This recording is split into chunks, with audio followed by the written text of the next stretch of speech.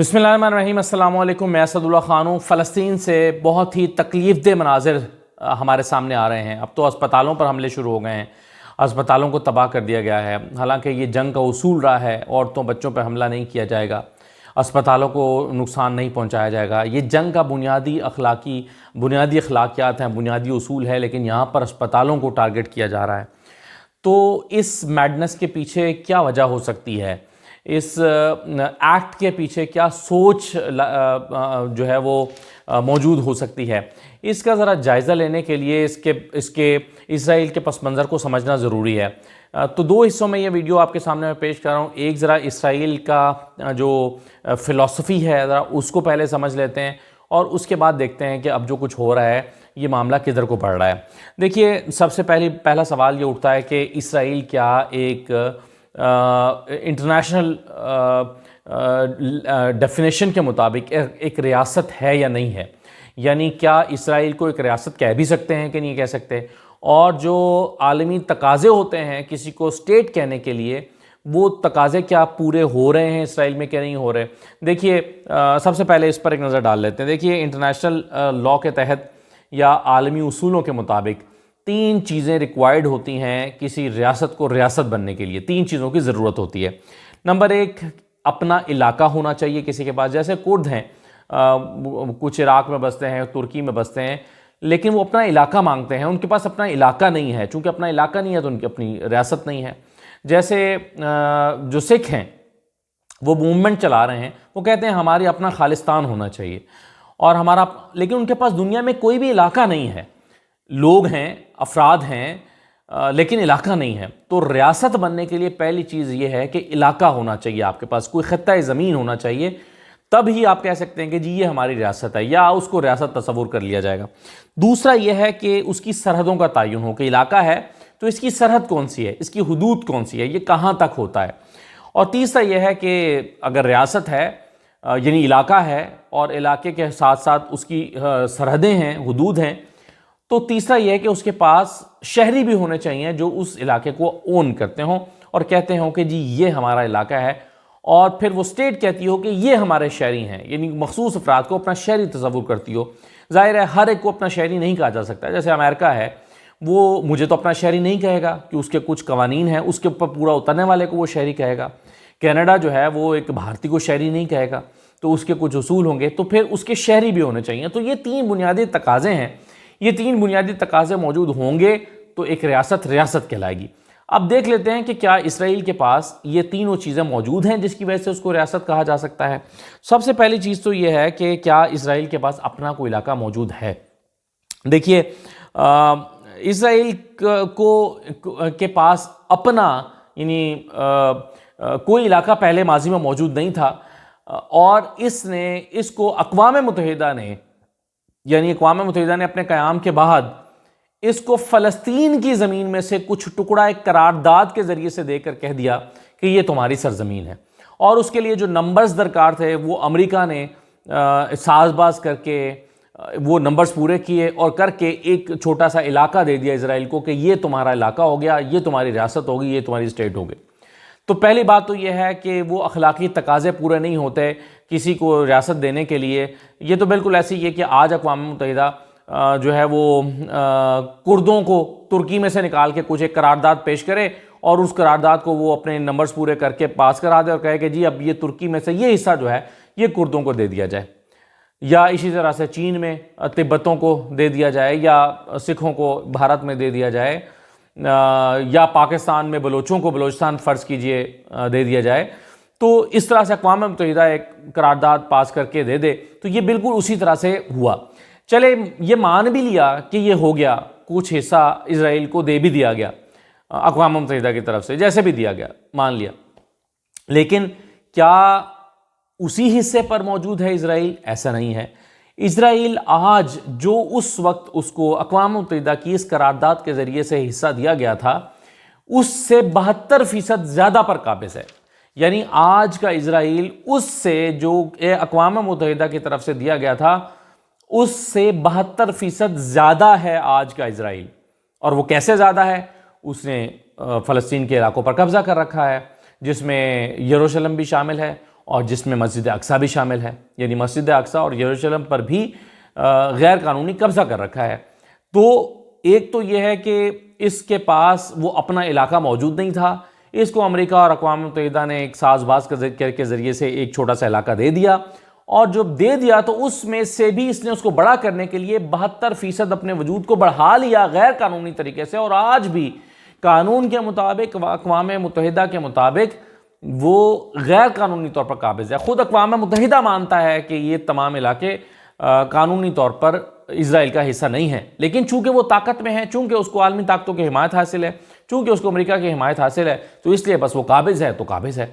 تو پہلی بات تو یہ ہے کہ اسرائیل کے پاس جو کل چلیے مان لیں کہ وہ قانون جیسے بھی ہوا، وہ قانونی طور پر اگر وہ حصہ اسرائیل کا اپنا ہے بھی تو بھی یہ 72% علاقہ تو کم از کم اسرائیل کا نہیں ہے، یعنی 72% علاقے پر تو وہ قابض ہی ہے، تو یہ اس کا علاقہ نہیں ہے۔ تو اس ریاست کو، اسرائیل کی اس ریاست کو ریاست نہیں مانا جا سکتا، کیونکہ وہ دوسرے کی سرزمین پر قابض ہے، اور یہ قانونی طور پر بھی ایسا ہی ہے، یعنی اقوام متحدہ کے مطابق بھی وہ علاقہ آج کاغذات میں بھی فلسطین کا ہی ہے جس پر اسرائیل قابض ہے۔ ایک بات تو یہ ہو گئی۔ دوسرا سوال یہ پیدا ہوتا ہے کہ کیا اس کی کوئی سرحد ہے؟ سرحد کا جو کانسیپٹ ہے یہ بڑا عجیب و غریب ہے اسرائیل کے ہاں، کہ سرحد کیا ہوتی ہے۔ دیکھیے، اسرائیل دنیا کی وہ واحد ریاست ہے، دنیا کی، پوری دنیا کی وہ واحد ریاست ہے جس نے آج تک اپنی سرحد کا باقاعدہ اعلان نہیں کیا کہ یہ ہماری سرحد ہے۔ پاکستان کی سرحد ہے، ایک ایک انچ کا پتہ ہے، بھارت کی، نیپال کی، بھوٹان کی، سارے دنیا کی جو سرحد ہے اس کا تعین موجود ہے کہ اس کی یہ سرحد بنتی ہے، یہاں سے اگلا انچ جو ہے وہ دوسرے ملک کا ہے۔ لیکن اسرائیل دنیا کی وہ ریاست ہے جس نے آج تک اپنا انٹرنیشنل بارڈر ہی ڈکلیئر نہیں کیا ہوا کہ جی یہ ہمارا انٹرنیشنل بارڈر ہے، یہ ہماری سرحد ہے، اس کا سرحدوں کا کوئی تعین نہیں ہے۔ کیوں؟ یہ بڑا امپورٹنٹ سوال ہے۔ دیکھیے، ان کے ہاں ایک بیبلیکل یا بائبلیکل لینڈز کا ایک تصور موجود ہے اسرائیل کے ہاں۔ اچھا، اس تصور کا کیا مطلب ہے؟ اس تصور کے تحت نیل سے لے کر فرات تک کا جو علاقہ ہے، نیل سے لے کر فرات تک کا علاقہ، یوں سمجھتے ہیں کہ یہ اللہ نے انہیں دے دیا ہے۔ یاد رکھیے کہ اسرائیل ایک مذہبی ریاست ہے، یہودی مذہب پر سختی سے کاربند ہے، یہ ایک مذہبی ریاست ہے، اور وہ کہتے ہیں کہ جی نیل سے فرات تک کا جو علاقہ ہے وہ اللہ نے انہیں دے رکھا ہے، اور جب تک وہ اسے مکمل نہیں کر لیتا، یعنی نیل سے لے کے فرات تک کا جب تک وہ علاقہ پورا اپنے قبضے میں نہیں لے لیتے، اس کا وجود نامکمل ہے، اسرائیل کا وجود نامکمل ہے۔ اچھا، اب یہ جو تصور میں آپ کو بتا رہا ہوں بیبلیکل لینڈز کا، اس کا مطلب ہے کہ اگر کوئی اپنے پاس تورات رکھتا ہے، یعنی ایک کانسیپٹ اس کا یہ بھی ہے کہ اگر کوئی اپنے پاس تورات رکھتا ہے، یعنی کوئی تورات اس کے پاس موجود ہے، تو اس کے لیے ان تمام زمینوں پر قابض ہونا لازم ہے، یعنی اگر وہ اس مذہب کا ماننے والا ہے تو اس پر لازم ہے کہ وہ اس طرح سے ان زمینوں پر قابض ہو جائے۔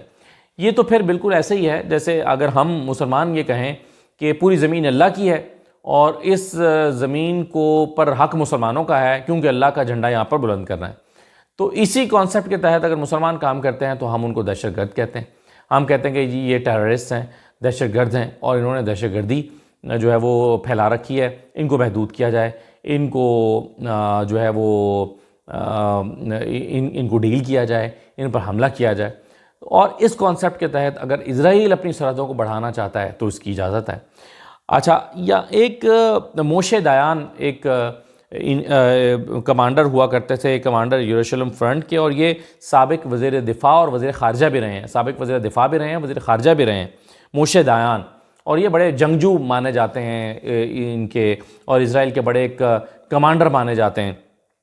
انہوں نے ایک یروشلم پوسٹ میں ایک اپنا ان کا کالم شائع ہوا تھا، ایک آرٹیکل شائع ہوا تھا، اس میں انہوں نے کہا تھا کہ ہم اپنی ریاست کی سرحدوں کا تعین کرنے کے پابند نہیں ہیں، ہم پہ کوئی پابندی عائد نہیں ہو سکتی کہ ہم پابند ہیں کہ اپنی سرحدوں کا تعین کریں کہ یہاں تک ہماری سرحد ہے اور یہاں تک ہماری سرحد نہیں ہے۔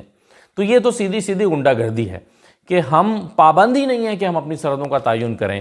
تو یہ جو سابق وزیر دفاع اور وزیر خارجہ رہے ہیں اور فرنٹ جو اسرائیل فرنٹ ہے، یروشلم فرنٹ ہے، اس کے کمانڈر رہے ہیں، یہ کہتے ہیں کہ جی ہم پابند نہیں ہیں کہ کسی کو بتائیں کہ ہماری سرحد کون سی ہے۔ اس کا مطلب کیا ہے کہ بھائی ساری ہماری سرحد ہے اور ہم جہاں تک موجود ہیں وہاں تک ہماری سرحد ہے۔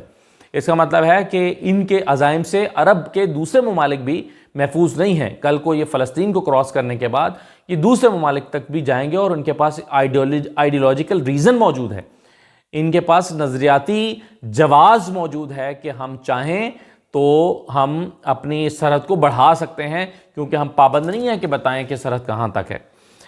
اچھا, یہ دو باتیں ہو گئیں. یعنی پہلی بات یہ کہ کیا ان کے پاس اپنا کوئی علاقہ موجود ہے, اور دوسرا یہ کہ سرحد کہاں تک ہے, اور تیسرا یہ ہے کہ شہریت کا معاملہ جو ہے کہ کیا ان کے پاس اپنے شہری موجود ہیں.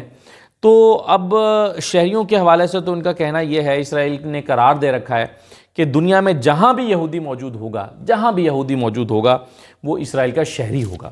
تو یہ ان کا کانسیپٹ یہ ہے کہ شہری کا کانسیپٹ یہ ہے, یعنی اگر شہری امریکہ میں موجود ہے تو وہ شہری ہے, اس کا یہاں اس ریاست کے اندر موجود ہونا ضروری نہیں ہے. وہ یہودی مذہب کو ماننے والا ہے تو وہ جہاں بھی رہتا ہے, جہاں بھی پیدا ہوا ہے, جہاں بھی رہتا ہے, وہ ہمارا شہری ہے. تو شہریت کا کانسیپٹ بھی اسرائیل کا بڑا مختلف ہے. اچھا, ان کے ایک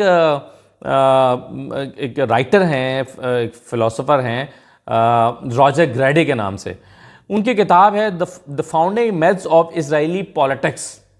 The Founding Myths of Israeli Politics. اس کتاب کے بارے میں آپ کو بتا دوں کہ یہ کتاب جو ہے یہ فرانس میں 2.5 لاکھ فرانک اس کو جرمانہ ہوا تھا, اور ان کو رائٹر کو اس کی قید کی سزا سنائی گئی تھی, اور ان کی کتاب پر کی اشاعت پر بھی پابندی لگا دی گئی تھی. اب انہوں نے, گریڈی نے یہ دعویٰ کیا کہ اسرائیل وہ ریاست ہے جو کسی سرحد کی قائل نہیں ہے, اور جارحیت اس کی حکمت عملی کا بنیادی اصول ہے. ایک تو یہ کہ یہ کسی سرحد کی قائل نہیں ہے, یہ وہ ریاست ہے جو سرحد کو نہیں مانتے کہ ہماری کیا سرحد ہونی چاہیے. اور دوسرا یہ کہ جو جارحیت ہے, حملہ کرنا, تباہ و برباد کرنا, آگے بڑھنا, یہ ان کی حکمت عملی کا بنیادی اصول ہے, اسی کے مطابق یہ آگے چلتے ہیں. تو اب یہ جیسے کہ میں نے آپ کو پہلے بتایا کہ اسرائیل کا جو مذہبی عقیدہ ہے, مذہبی عقیدہ ہے. اب مذہب کا ماننا لازم ہوتا ہے, تو ان کا مذہبی عقیدہ یہ ہے کہ نیل سے لے کے فرات تک کا جو علاقہ ہے وہ خدا نے اسرائیل کے لیے مختص کر دیا ہے, اور اسرائیل کا مذہبی فریضہ ہے کہ وہ اس علاقے کی اس پر قبضہ کرے. ان کا مذہبی فریضہ ہے.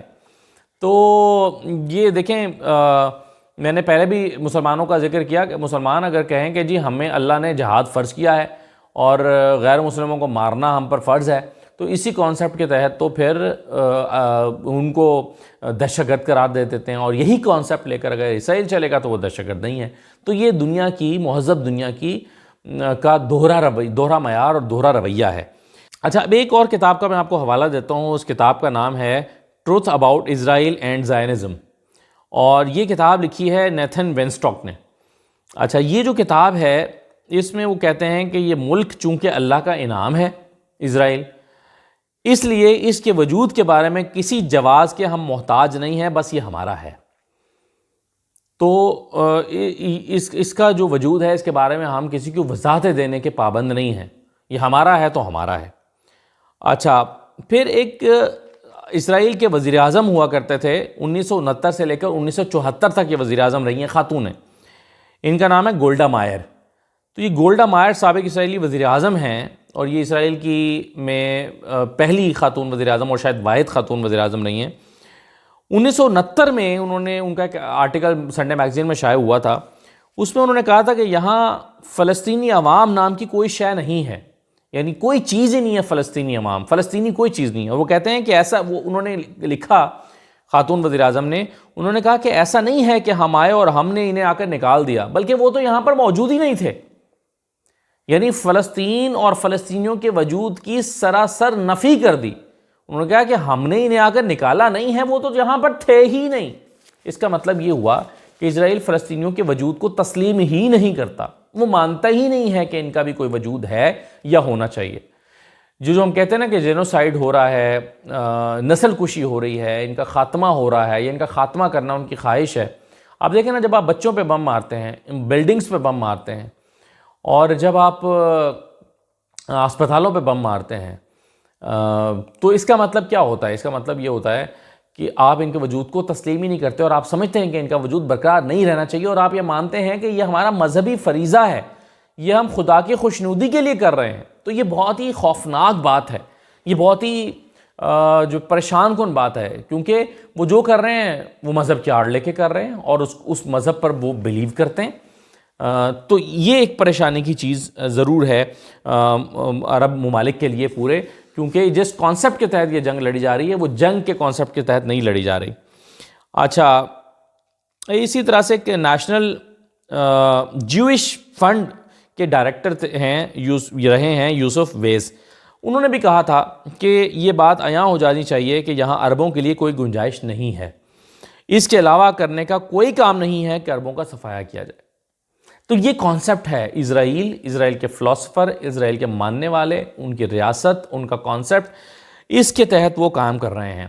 اب آپ کے ذہن میں سوال یہ پیدا ہوگا کہ یہ جو حماس نے حملہ کیا، حماس کے حملے کا کیا، حماس نے حملہ کیوں کیا، اس کے نتیجے میں سب یہ فلسطینیوں کو بھگتنا پڑ رہا ہے۔ تو دیکھیں، یہ تو ہو سکتا ہے کہ حماس نے اس کو پلان کیا ہو، حماس کا یہ حملہ ناکام بنایا جا سکتا تھا، یہ میرا ماننا ہے۔ اور یہ میں نہیں مانتا کہ موساد جیسی اتنی طاقتور دنیا کی سب سے بڑی ایجنسی، دنیا کی سب سے بڑی تنظیم، ان کو یہ پتہ ہی نہ چلا ہو کہ حماس کے جنگجو کیا تیاری کر رہے ہیں۔ میرا ماننا یہ ہے کہ حماس کو نہ صرف یہ کہ حملہ کرنے دیا گیا ہوگا، بلکہ حملہ کرنے میں مدد بھی دی گئی ہوگی۔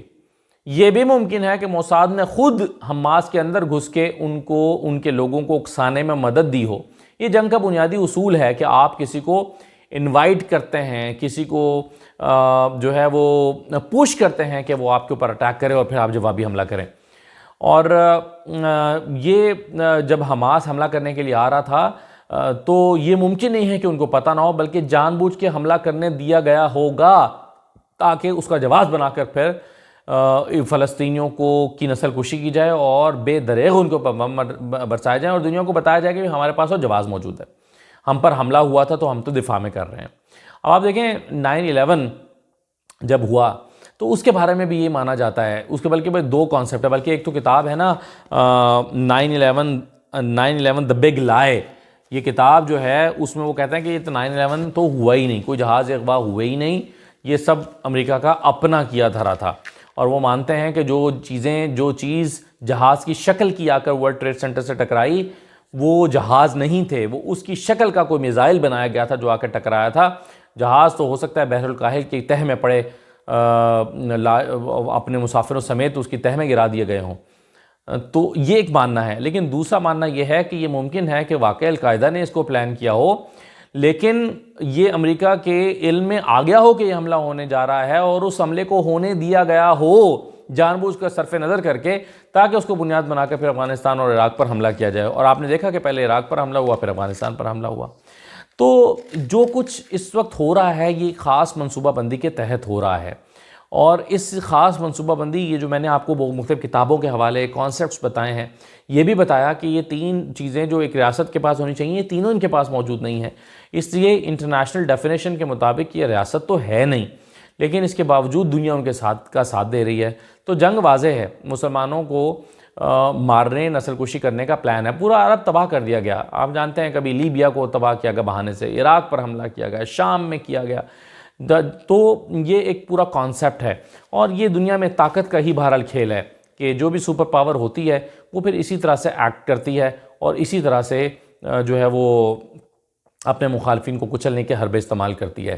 تو اس کا توڑ ایک ہی ہے کہ مسلمان ممالک طاقتور ہوں، طاقت اکٹھی کریں، اور آج کی طاقت اکانومی کی طاقت ہوتی ہے۔ اکانومی مضبوط ہو، پھر آپ کا ڈیفنس مضبوط ہو، پھر آپ کے پاس آپ کے ہتھیار مضبوط ہوں، تو پھر میرا خیال ہے یہ طاقت کا توازن قائم ہوگا، پھر آپ دوسرے کی جارحیت کو روک سکتے ہیں۔ لیکن جب تک ہم ذہنی طور پہ بھی غلام ہیں اور معاشی طور پہ بھی کمزور ہیں، تب تک پھر انفارچونیٹلی یہ مار مسلمانوں کو پڑتی رہے گی۔ کبھی ایک خطے میں پڑے گی، کبھی دوسرے میں پڑے گی، کبھی عراق میں پڑے گی، کبھی شام میں پڑے گی، کبھی فلسطین میں پڑے گی، کبھی پاکستان میں پڑے گی۔ خدا نہ خواستہ، اللہ نہ کرے، میرے منہ میں خاک، اللہ کرے کہ پوری دنیا کے مسلمان محفوظ رہیں، بلکہ انسان محفوظ رہیں۔ مسلمان تو کیا، یہ جنگ جو ہے یہ مسئلے کا حل تو نہیں ہوتی، جنگ تو الٹا معصوموں کا خون ہی بہاتی ہے، جیسا کہ ابھی بھی بہہ رہا ہے۔ اجازت دیجیے، اللہ حافظ۔